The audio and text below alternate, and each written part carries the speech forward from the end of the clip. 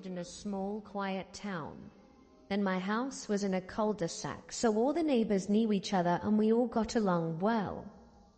One night when I was about 12 years old, I was babysitting my baby twin brothers.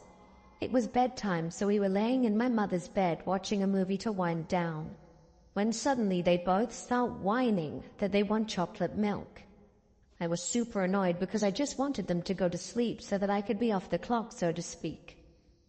Well, as we walked through the doorway and out the bedroom, I heard what sounded like firecrackers going off in the bedroom we just left. I peeked my head back in the doorway and heard a few more. It sounded like it was coming from the closet, which was about a foot away from me at this point. I called my mum and told her what happened, and that I was afraid and didn't want to go back to the room until she got home. Once she was home, we discovered several bullet holes through the bedroom, in the walls, in the closet door, and one in the corner of the TV, so we called the cops. They figured that our neighbor had been doing some target practice in his garage and drinking, and his garage wall faced our house, so the bullets entered my mum's bedroom through the wall just a few inches above her head, which had no headboard, right where our heads had been while we were laying there watching the movie. If those butt heads hadn't bothered me for chocolate milk at that exact moment, things could be very different, and I wouldn't be here telling you this story now. I'm in my early 20s and female. I moved out on my own for the first time about 2 years ago, and I haven't had much to do with any of my neighbors and have always been slightly uneasy to the fact that no one around here is looking out for me. If anything seems off, no one would notice or do any investigating to make sure I'm all right. Last year I noticed a man constantly walking his dog in the grass area behind my home. That isn't unusual to see. It's a common area for residents here. His dog is super cute, and my cat liked to play with it through the glass door out back. They would just chase each other back and forth and put their paws up to the glass and such. Real cute stuff. Well, one day I was outside and his dog came running up to my porch with glee to get pets and say hi to his kitty friend. This was the first time I actually spoke to this neighbor, Mark. He seemed decent enough and we got along just fine. We started hanging out quite often in a short time period because I'm a smoker, and he was letting his dog out all the time. And it was summer, so we ran into each other quite often, and would spend an hour or more after work most days talking. This lasted for a few weeks. I gave her my phone number and was happy to have a friend in my complex. I will say he was clearly very interested in either having a romantic relationship with me or at least being butt buddies. He said this quite a lot, not butt buddies, but you get what I'm saying. I was very honest with him that I wasn't interested in either, and I had to tell him quite often. Frankly, I was getting rather irritated that this came up several times and every time we spoke. He rather quickly was trying to get me in his house, from the first time we talked until the last. He offered multiple times every time I saw him, and I always said no and blamed it on me being very COVID cautious. He quickly got tired of that excuse and invited himself into my home as well, and I always said no. One day he came out while I was smoking with a bottle of wine and a few glasses, saying I had to try this stuff because it's so delicious.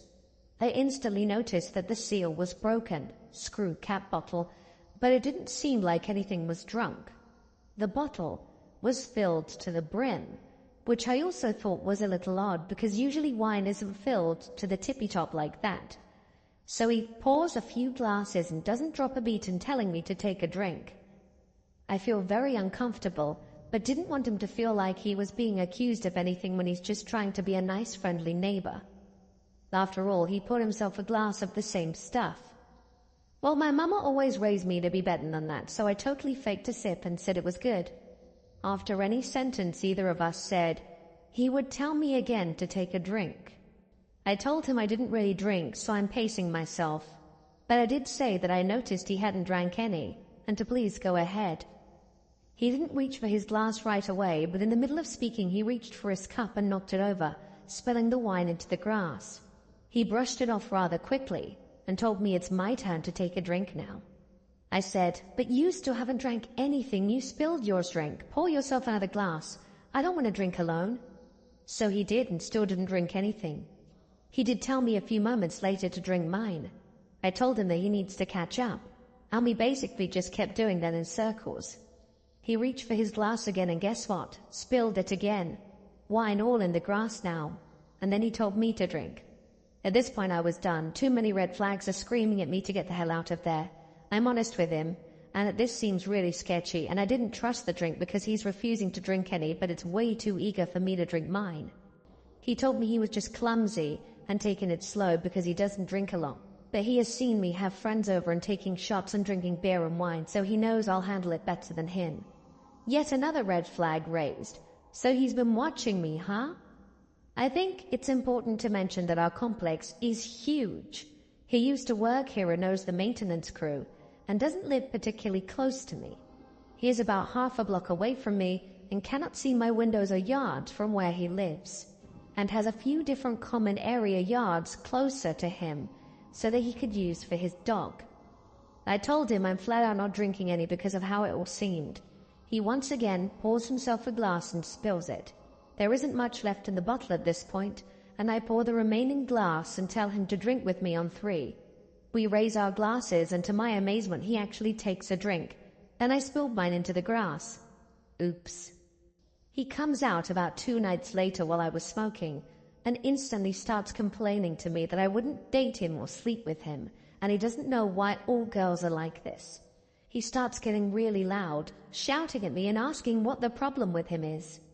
I told him that I had been honest with him since I had met him, that I'm not interested in that, and that it isn't him specifically, and I'm honestly just not interested in that from anyone right now.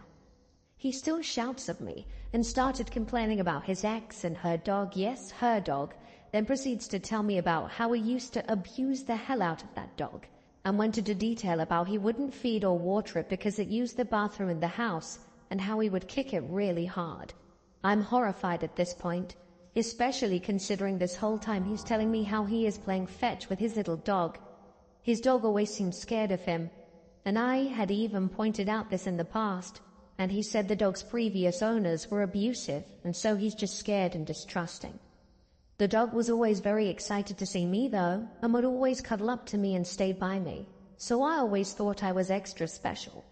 But with that knowledge, I just think the poor guy is currently in an abusive household. I'm done with the guy. I cut him off and said I need to go because my friends were waiting. He had sent me several messages of gibberish when he was outside, and he'll just blow up my phone with the like of hey, hi, and other stuff.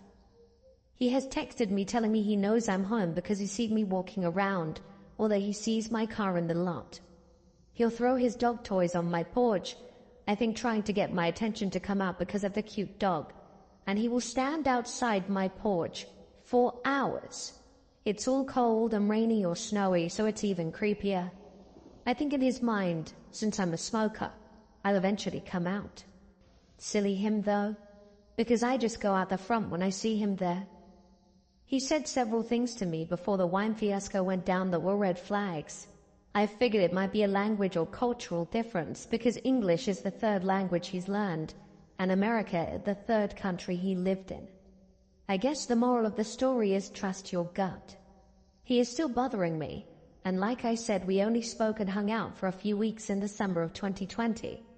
My last message from him was last night. He asked me what he's done wrong, and if I felt disrespected in any way. I haven't spoken to him since he screamed at me for not sleeping with him, sandwiched and admitting horrible animal abuse. I thought about answering his text with the brutal truth about how twisted and creepy he presented himself, and how uncomfortable he made me feel. But I didn't want to give him any ideas on how we should improve. Stay smart, folks. Don't drink things people give you if the seal is broken. He was definitely trying to drug me. This story happened to me many years ago, when I was around 8 or 9. My parents and I lived in a very beautiful big old house that used to be a hotel in the 19th century. The house had 4 extra apartments, and in one of them lived this middle-aged guy called Frank. The house was placed on a very small but long road that went between fields and a small forest, all of it going downhill before it ended right by the beach. There were maybe 15 houses and only one other kid my age, so I would sometimes visit with the adults in my area. There were a few incidents with Frank, the guy that rented out one of the apartments. The first one happened when my friend and I were roller skating and we met Frank, who was on his bicycle. We asked him if he would tow us because we were tired, and he let us hold onto his bike. At first we thought he was great, because not all adults would have been okay with that idea. But the ride didn't go very well. Once we held onto the bike, he started going faster and faster, and I mean really fast. It was summertime, and we only had on shorts or skirts, and back then I didn't have a lot of protective gear, so we absolutely didn't want to fall down. We started out by politely asking him to go slower, but he didn't listen at all. Then we started getting near a really big hill where gravity would always make you go down too fast, so there we would always be zigging our way down to make it down safely. At this point, we're screaming at him to stop, but he did the opposite, and was standing up on the bike so he could go even faster. And then he told us to let go of the bicycle if we didn't like it. But there was no way we could have done that without falling, and he knew it. Even if he didn't know it, he could clearly hear the fear in our voices, but didn't stop before we were a good bit past that hill. And when we confronted him after, he said he only did what we wanted him to do, and that it was entirely our own fault. The second incident, though, is the real creepy encounter. At that time, I thought it was just a bit weird. My mother, on the hand, got really mad, and as an adult, I now understand why. I had met Frank in the driveway, and he invited me in to get a cup of tea.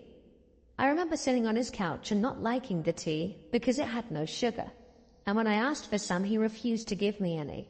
Maybe he said he didn't have any, but anyway, I didn't like the tea, and he kind of forced me to drink it, saying how I was the one who wanted it, and how he went through the trouble of making it, etc. He got kind of mad, so I did what he told me to do, because he was an adult and I was a child. That evening I told my mum, and she right away took the phone and called him, and then yelled at him for endangering us girls when we were roller skating, and got even more angry when she told him to never invite me to his apartment again, and especially to never force her little girl to do anything again. This could have been the end of the story, but I actually met another guy about 10 years later, and he told me that Frank had informed him that I was the kind of girl that just needed to be cornered and pressured a bit, and then I would put out. Yikes. When I was about 24, I was always busy with work, and I lived in a small historic town. So needless to say, I didn't get out much, which is why I was excited when my 30-something-year-old cousin came up from Fresno to visit. I was also excited when she wanted to go to check out the scene on the first night that she stayed with me. As it turns out, she was a drinker, so we headed out to hit up the few small bars in my town. We only ended up finding one bar that was kind of happening. It had a pool table, plus it allowed smoking inside, so we were sold. I decided to sit at the bar, then my cousin headed off to play pool with some guys. As I'm sitting at the bar sipping my drink and checking my phone, I get a tap on my shoulder. I turned to see an older gentleman who I didn't recognize right away. Seeing my puzzled look, he exclaimed, "It's me, Cody's dad?" I then instantly realized that he is the father of the boy I had dated when I was in 8th grade, when I was about 14. He seemed nice enough, but I did remember that he was a pretty stern character back then.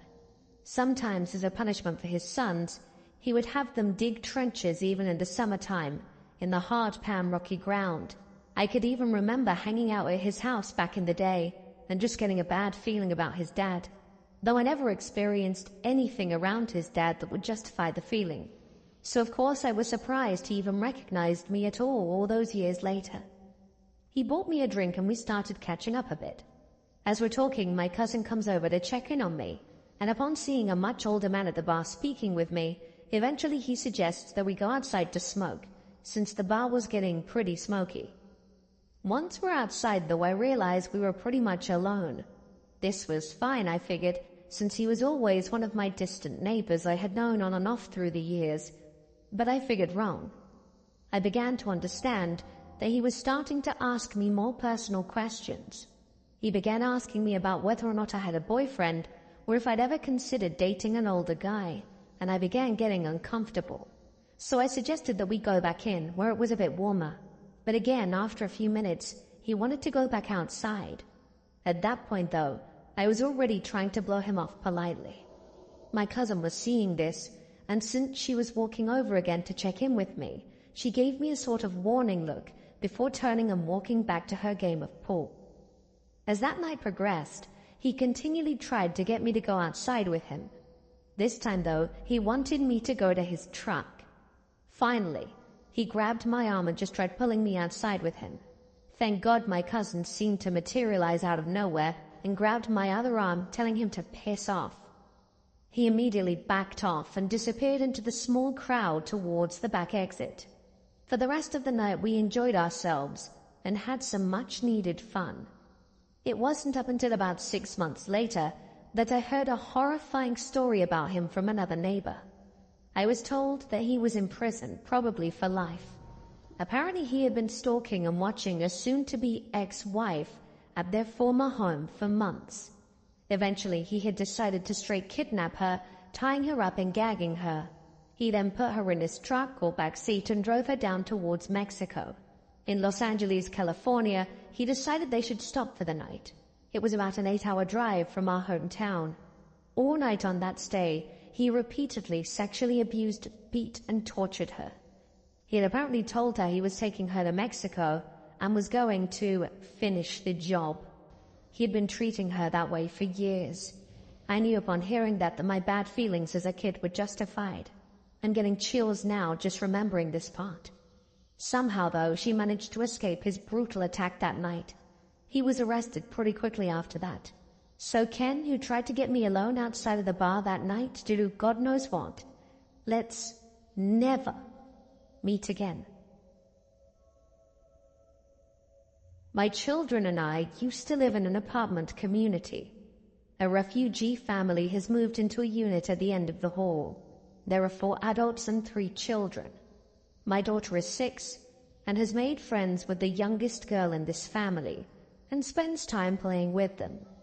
There is a language barrier with the adults, so we usually communicate with them through the children who translate for us. The adults speak some English, but not much at all. And I'm not sure how to handle this situation since I can't speak to the parents directly. But this is what happened. A few days ago, my daughter was outside playing Barbie with the girls.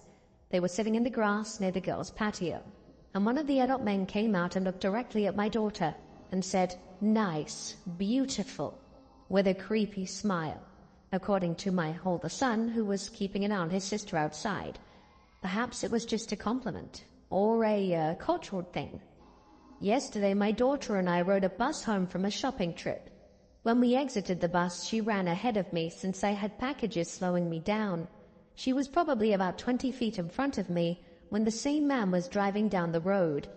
He saw my daughter and slowed down, creeping along next to her with a frighteningly creepy grin, nods his head. It was the way a grown man lustfully looks at a grown woman when he wants to pounce. It was sickening the way he looked at her. I was watching him the whole time, and without taking my eyes off the creep, I called my daughter's name. Startled, he looked at me and suddenly sped up and continued on down the road. He was so focused at looking at her that he didn't even notice me that far behind. She's only 6. Not only am I creeped out, I'm disgusted.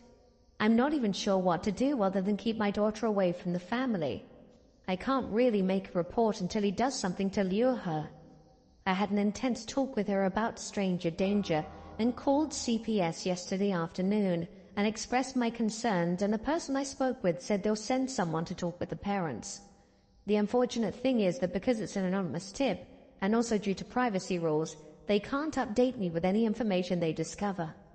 But I felt a lot better now that I reported this, and I recommend if anyone is suffering the same thing, that they do the same. I'm a 24-year-old female. that moved from Orlando, Florida to 18 miles outside of Valdosta, Georgia, to my family farm.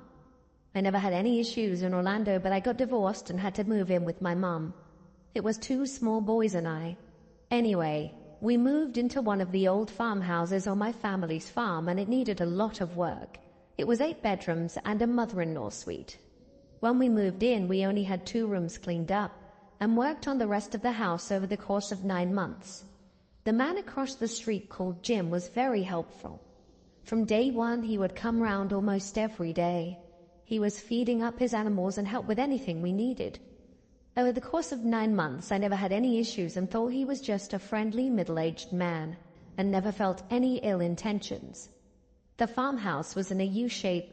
The room I chose had windows in the courtyard area, and this was in the middle of the house.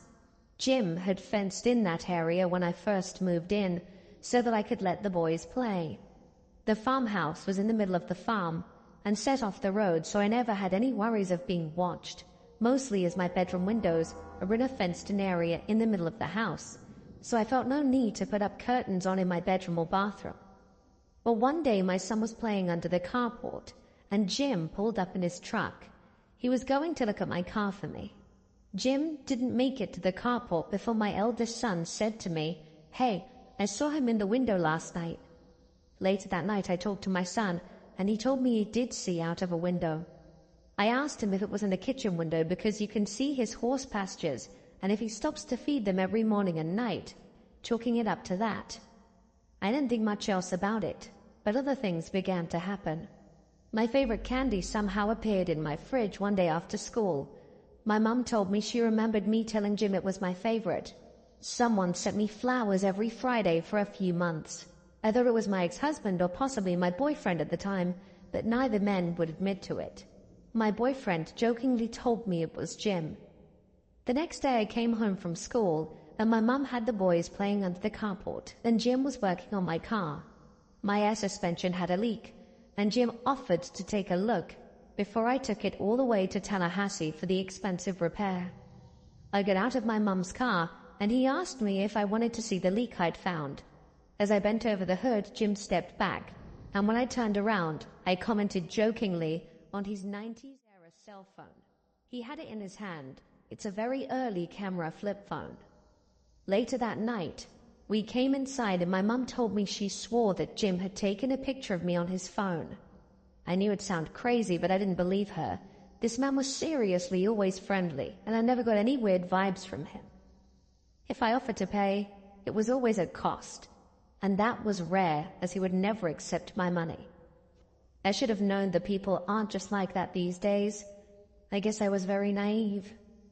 A few weeks later, I was mowing my courtyard. It had grown up pretty bad, and as I got close to the window, my heart sank to my butt. I had a newly placed center block outside both windows and my bathroom window. I can't tell you how, but I knew at that point I had made a huge mistake, and everyone was right about Jim. I called my friend and neighbor Josh to come and look at the center blocks. He ran home and got a deer cam, attaching it to a tree outside my window. This was at 3 p.m. in the afternoon. That night I came home around 6 and was unloading the boys when I turned around and Jim was standing behind me. He said, "Hey, I don't mean to scare you. I heard your mama was out of town."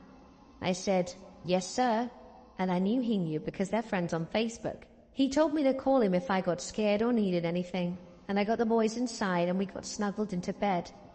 They fell asleep in my bed when I realized that I had missed Sunday's episode of Game of Thrones. It was a good one. So I went to my mum's bed to watch it. I lay there talking to my ex-husband about the boys and the show when Josh called. I clicked over, and he asked if my boyfriend was over, and I told him no. This was at 9:02 p.m. He told me a man was outside my window. The deer cam snapped the first picture at 9:02. The boys were in my room sleeping, and Josh told me not to worry. He was already coming up the driveway, and to meet him on the other side of the house. Fear and dread literally drained me. I slowly walked into my room and calmly scooped up my boys. I sprinted through the house as fast as I could, and we sat in Josh's truck until the police arrived. The deer cam snapped photos at 9:02, 9:22, and 9:30. he stood outside my window for that long waiting for me to come back. The police walked back to the field and could see where he was parked, but he had already gone. Behind the house is a massive produce field, and it was a tractor road for tractor access. I showed them the photos and ID'd Jim. He was arrested at 2 a.m. that morning, and when they went through his phone, they found 9 months worth of pictures of me mowing, playing with my kids, pictures of me in my bathroom, bending over the hood of my car. He was watching me the entire time, and I couldn't sleep for weeks. He ended up getting out of jail the following weekend and came into my mum's post office, as she is a mail lady, to tell her that he found my dog dead and he buried it for me.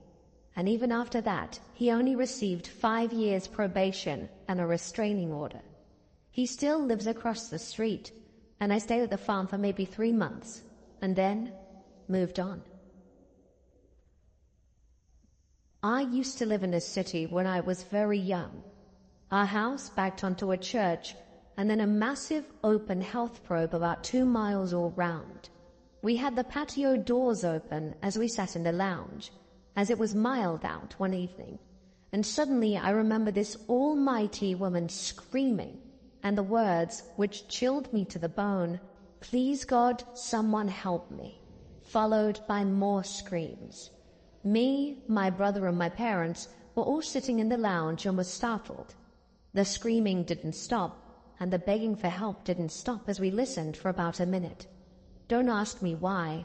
Instead, no one called the police, but rather my mum and dad both grabbed large knives from the kitchen and said to us kids that if we weren't back in 30 minutes to call the police.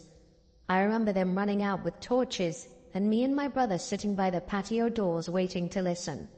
The screaming carried on, and my parents came back, and they said they couldn't locate exactly in which direction the screams were coming from, but they were constantly going on.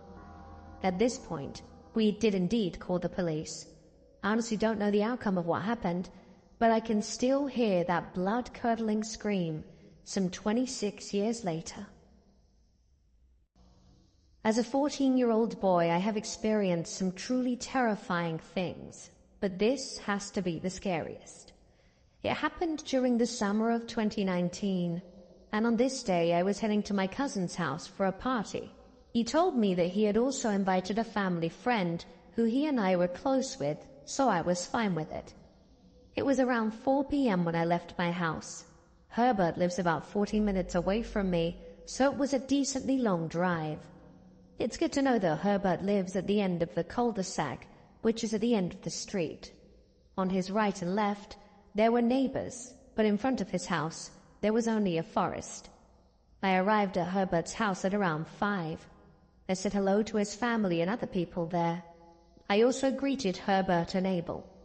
We decided to go swimming. Herbert has a big swimming pool in his backyard, and we swam for about 3 hours. Afterwards, we were just chilling in Herbert's room, playing video games and just talking. Our parents told us that they were going out and asked if we wanted to come. We all declined and they left, meaning the only people that were home were me, Herbert, and Abel. About an hour later, I got the bright idea of ding-dong ditching. Since this story took place during the summer past 9 p.m., it wasn't that dark out. We skipped a bunch of streets and started ding-dong ditching houses. Each house gave funny reactions. The next house we got to, we all agreed would be our last. A weird thing that we would do is play rock, paper, scissors to decide who would do the actual ding-dong ditch for the house. He did the last house, so it was between myself and Abel. I ended up losing, so I went up to ring the doorbell of the house. I pushed my finger to the doorbell and ran, hid behind the car that was parked across the street. Abel and Herbert were hiding in bushes near the car. I would have hidden behind the bushes as well, but the bushes were further from the house, so that would risk me being seen. I waited a good 2 minutes, and then the door opened. A tall man emerged. The man was about 6'5" with a beard. What happened next surprised me, because as soon as the man opened the door, he ran in my direction, yelling, "Come here, I won't hurt you." I did what anyone would do. I took off running. The man kept repeating the phrase to me, which only caused me to run faster. I ran so fast and far that I don't even know when the man stopped running after me, but eventually he did. I had my phone on me, so I took a rest from running so much, and I got a call from Herbert. I explained to him that the guy chased after me, and we agreed to meet back at his house. I ran back, entered his backyard through the backyard side gate, then entered his house through the back door, locking it behind me. The add-ons weren't home yet. That never happened to me before while ding-dong ditching, so I was freaked out a little, but I calmed down. I told Abel and Herbert what the man was saying to me while he chased me. And Abel tried to help us forget by saying that we should just go watch a movie in Herbert's room. While we were walking up the stairs, we heard Herbert's backyard side gate door open and close. Abel asked the parents, and I called my mum, and she said that they were nowhere near the house yet. After hearing this, my heart sank. I told Abel and Herbert that they were starting to freak us out. I went downstairs and screamed. Herbert and Abel both came down and asked what happened, and I told them to look at the backyard door. Herbert screamed also. There was a man wearing all black staring at us through the backyard door.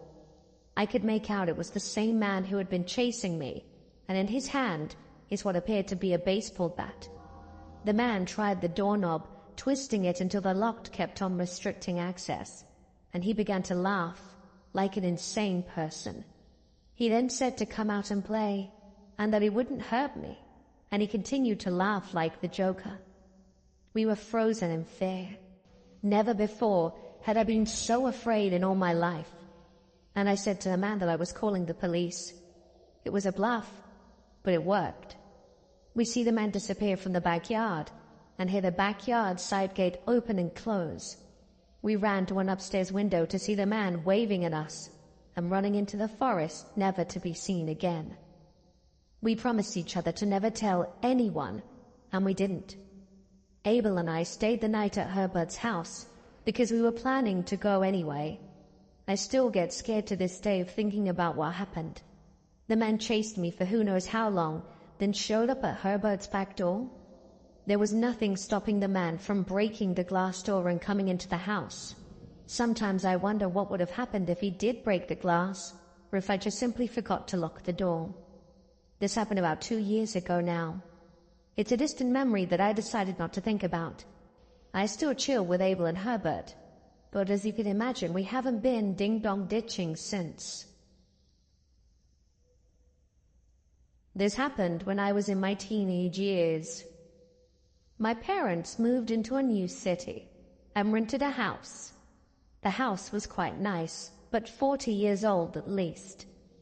It had a bit of a curved driveway, and because it was on top of a hill, it had a very strange feature, a basement apartment. I assume it used to be the basement of our house, but seeing as the owners wanted to maximize profit, they probably just rented it out after converting it. There was already someone living there at the time, Chris. Chris seemed nice enough, but he kept stealing glances at me, which made me uncomfortable as a 15-year-old girl. He always gave me a bit of a bad vibe, so I was quite wary of him and never really spoke to him much. But my dad and him got along okay. They were drinking beers and having food well into the night after I went to bed. We started organizing the house, putting our stuff in and getting quite settled in. When after a few weeks there's a knock at the door and it's Chris, inviting me to go out. I assume by me he meant my family, and I tell him that I'll be right back. And he says, "Oh no, you." This is when I get a really bad vibe. I'm a 15-year-old kid, and this guy who's at least like 40 wants to go out and have alone time with me? I'm a little bit shaken up. My dad walks over and asks what's going on, and Chris quickly backtracks and says he was looking for me and wanted to know if my dad could have a look at his car. My dad stumbles out the door, says sure, and they go downstairs to look at the car. I'm left a bit flabbergasted. I wasn't sure if maybe I was getting the wrong end of the stick or what was going on there. but I try and put it to the back of my mind and stupidly never tell anyone in my family what really transpired that afternoon. I never had an uncomfortable confrontation with him like that again, until the story ends. One night, just as I was getting ready for bed, I started hearing something downstairs, an odd kind of creak. I try not to think too much about it. I am generally quite a sleepyhead and one of the first people to go up to bed, so I assume it's one of my sisters or my mum or dad downstairs doing who knows what, as I can hear the TV on in the den. I make my way up to bed and throw myself in and begin passing out. I don't know how long passed since then, but everyone else was asleep and all the lights were off. When I hear a creaking by my bed, the floors were wood, and certain parts made creaky noises. I toss in my bed, assuming it's my dad who sometimes comes to check on us in the night, and try and fall back asleep. And that's when I hear more creaks. They've approached the bed. I started to get a bit freaked out. I wonder what my dad wants, so I open my eyes and slowly twist my head. And that's when I see a dark figure by my bed. The shadow and shape of the person doesn't resemble a member of my family, but it does look like Chris. I lock eyes with the figure and let out a scream. It's at that moment that the figure retreats very quickly and down the stairs. I'm screaming in my bed like a siren, and my parents rush in and ask what's wrong. I tell them there's someone in the house, that I'd just seen them come in. My dad gets a baseball bat from the foot of his bed and begins searching every room methodically. He checks the doors and they're all locked, and after a while concludes that there's no one in the house. He comes back up to my room while my mum is still trying to comfort me. I'm still crying and jittering, telling them I was categorically sure I saw someone and that it wasn't anything spooky or my imagination, because they ran and I could hear the floorboards creak as they crept closer to my bed and as they fled down the stairs. It was definitely a person. I then try and do another check with my mum and dad, but we're all left baffled. Every door, every window is locked, and there's no way anyone could have rationally come in. We're all left rather afraid. Me more so than my parents, who quite frankly thought I had a nightmare. A very vivid nightmare, in my mum's words. Well, weeks pass and nothing happens. And I assume it was just that, a nightmare, and that my parents are probably right. A few weeks later, I'm in bed again, when I'm woken up once more. This time by the same squeaking floorboard, funnily enough, that I heard from the ton before. I don't know what triggered it, but in that moment, I felt more determined to prove that it was a real person. In my mind, I was sure it was the same as last time, and I twisted my head rapidly. But this time, I turn on my bedroom lamp, and there, in all his glory, is Chris wearing nothing but his boxers, our downstairs neighbor. I scream again, and even though I had the courage to turn the light on, I definitely didn't have the courage to pursue, and I shout out really loudly, "It's Chris!" My dad comes running out with the baseball bat. This time Chris is being chased. He's already at the bottom of the stairs by the time my dad gets to the top of them, and as my dad's running down, he hears something slam in the kitchen. We all look for Chris, but he's gone. The first place my parents and I look are the doors and the windows, but everything is locked. At this point, my dad calls the police. He doesn't know what's going on here, but Chris has found a way into our house and was creeping on me for real. It's around this time I tell my parents about how he had asked for us to go out together after we'd only just met, and when he quickly backtracked and told my dad to check the car. My parents were repulsed. My dad said he always thought he was a bit of a creep, which surprised me, as they drank and hung out a little bit. When the police arrived, they explained the predicament, and they said how it was certainly Chris. We'd seen him, but he'd somehow vanished. The police went down to speak with him, and 2 officers remained in the house with us. They were trying to get to the bottom of the mystery of how he had actually entered. My dad said he heard a snap coming from the kitchen, and they had a look around, and that's when they discovered something alarming. Now, the layout of my kitchen is pretty normal, but we have a cupboard, part of the pantry at the bottom, and it was only after we really inspected that area did we notice that it had a sort of panel at the bottom, a trap door that led straight into Chris's apartment. When the police found this, it was an open and closed case, and Chris was arrested for trespassing and a few other charges as well that I can't remember off the top of my head. In any case, I was glad to be rid of him, and my parents and I moved shortly after. We managed to get the homeowners to cancel our lease given what had happened at the house, and it was rather traumatic. They also never informed us that that was there, and they seemed to be fully aware of it. In any case, Chris, let's never meet again. You sick pervert. I don't even want to think about what he had intended to do to me. This happened about 5 years ago when I was attending college in a small rural town. I was a 21-year-old female at the time and lived in a duplex with 2 roommates in a neighborhood. We had 2 houses on either side of us. We never really saw our neighbors or talked to them much. That is, until the following happened. It was maybe 3 to 4 a.m. I was getting home from my boyfriend's house, and I pull into the driveway and start walking up to the door when I hear, "Help me, please help me." At first, I was so startled that I bolted towards my door, but then I realized someone might actually need help. So I slowly walked back out front and noticed an older woman lying in my neighbor's yard. She called out to me again, "Please help me. I think I broke my hip. I fell off the porch." I walk over to her and ask if I can call an ambulance, and she says, "No, can you please go inside and get Dr. Jones?" I'm going to preface this by saying I know my next actions were not smart, but I wasn't thinking clearly at the time. So I walk inside the house and start calling out for Dr. Jones.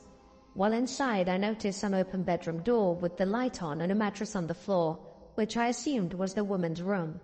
I walk further back into the house calling out for Dr. Jones, and he eventually comes out of a back bedroom. He looks just as startled as I was. I tell him the situation, and he follows me outside and helps her up. They thank me, and I go back inside. The rest of the time I lived there, I didn't see any of them again. It's the weirdest thing that happened to me while I was there.